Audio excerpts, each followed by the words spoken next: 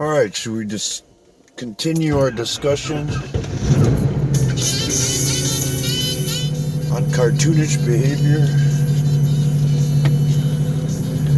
A deep dive into common sense and how to expose corruption.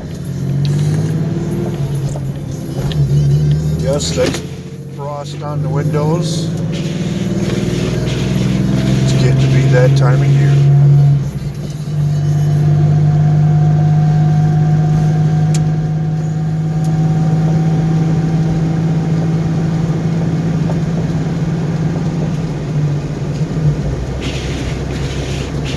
I suppose we might as well cover current events, seeing as how that seems to be most pressing.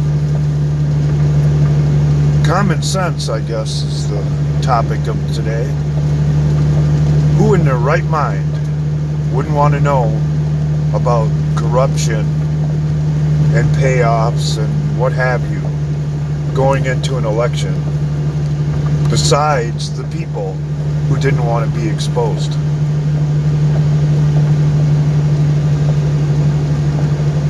All of this whining and crying and using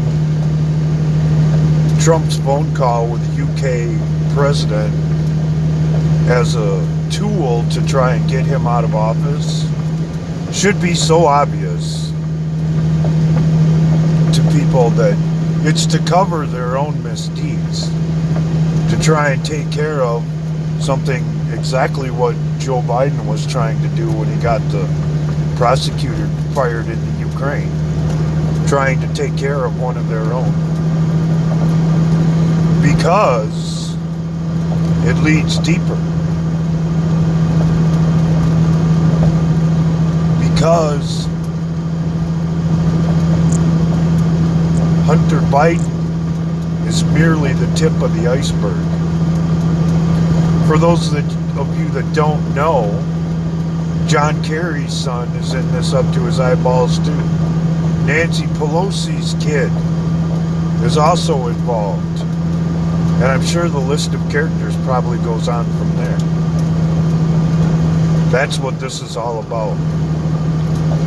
And it's got nothing to do with what they say it does. If it did, if they had anything, they would definitely be holding public hearings. Because there's nothing they would enjoy more than to expose Trump publicly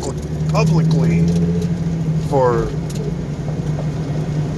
what's the term? High crimes and misdemeanors. That's these people's wet dream. But they can't have it, so they have to create the illusion of it and try and sell it to the rest of us. Who's buying it? I'm not. As a matter of fact, it only cements in my mind the fact that they're trying to cover something up. Because the cartoonish behavior that goes along with all of this says that's how it is. There's no other reason for somebody to act that way unless they had something to try and hide. It's pretty much just that simple. That's why I say this is a study in logic and exposing corruption. And if we can't apply common sense along the way to someone else's nonsensical reactions to pressure, maybe we don't deserve the freedom that we're supposed to have. It isn't up to them to ensure our freedoms. Quite the contrary, ladies and gentlemen. That's our responsibility. And when we use excuses to look the other way, we're shirking our responsibility and pissing on our freedoms and take our chances with these people who obviously have been on the take and have something to hide.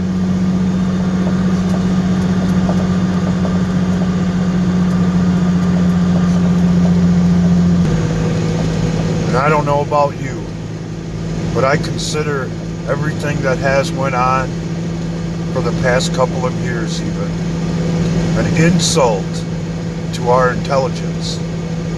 Unfortunately, on both sides.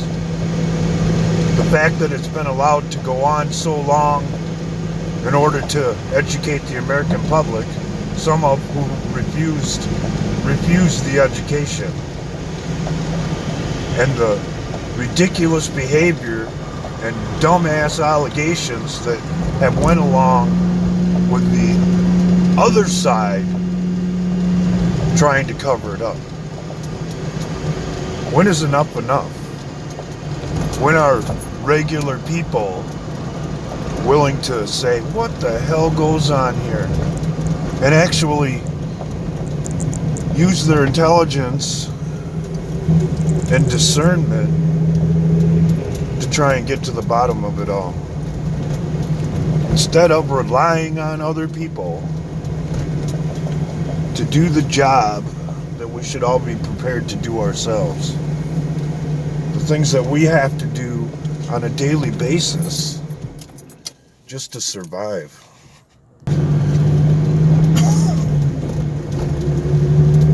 Here's my opinion. It's not enough just to vote these people out of office.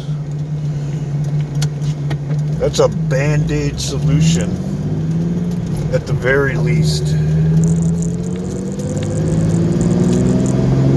They have to be exposed, charged, and convicted so that the story can be told.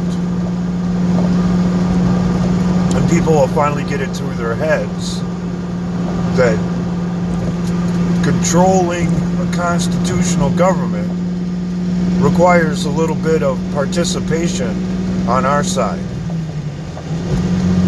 And if you don't participate, you end up with the kind of mess that we have today.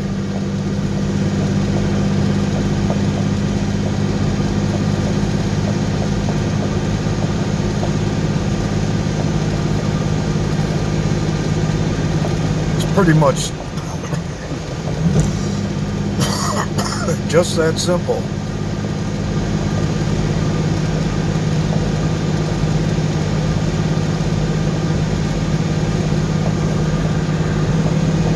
That way, whoever comes along and tries to undermine our system, whether it be from some other foreign country or from within, can't gain a foothold because the people are smartened up. They're wise to how things work. And just voting these people out of office, like I said before, is merely a band-aid type solution, will allow the rot to ooze back in. And I get it. Most people would use the convenient excuse that I've heard 1,000 times over the past couple of years, that things are so messed up, why even get involved? Well, the answer to that is pretty damn simple. Because if people aren't willing to get involved and take an interest and use their voices, this bullshit's only going to get worse.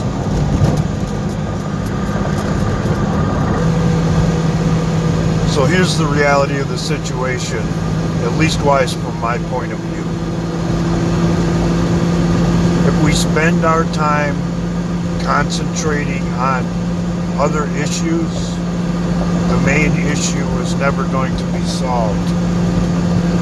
One thing I've learned from a lifetime of doing repairs is that you have to pick a procedure and work your way from there. order to get to the water pump, you got to be prepared to remove the fan belt. Get the fan off. Maybe even take the radiator out so that you can get to the problem that's keeping you off the road, that's keeping you from accomplishing what you want to accomplish and having the freedom to do so. I understand there are a lot of elements to all of this, but in my opinion, a lot of people are concentrating on the wrong ones. Because if we can't fix the problems that are right in front of our face and spend hours upon hours, days upon days, speculating on ones that aren't, we're never going to get anywhere. And it's only going to provide people with convenient excuses not to delve into the ones that are screaming to be dealt with.